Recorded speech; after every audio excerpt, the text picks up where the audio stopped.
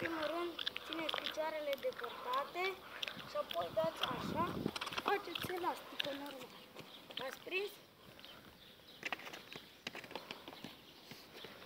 Asta nu este grea. Și a doua schemă se numește aer